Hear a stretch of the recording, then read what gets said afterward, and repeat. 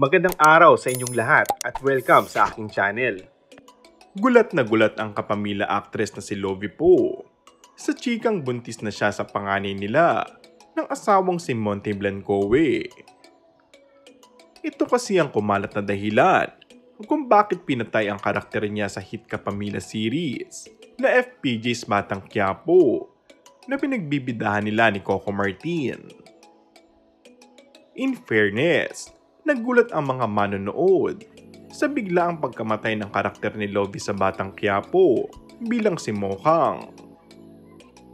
Pero may magandang paliwanag ng actress-singer kung bakit kinilangan na magpaalam ni Mohang sa kwento ng serye ng ABS-CBN.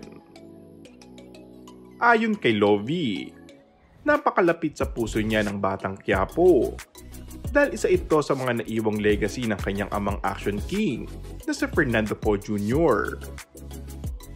It's my first time to be part of that show that represents my father's name, so I'm really grateful to have been part of it. Sobrang nagpapasalamat ako sa friendships at mga relationships na nabuo dito, ang pahayag ng aktres sa panayam ng ABS-CBN. Naging mainit din ang pagtanggap ng mga manonood sa unang pagkakataon ng pagtatambal nila ni Coco Martin na gumanap naman bilang si Tanggol.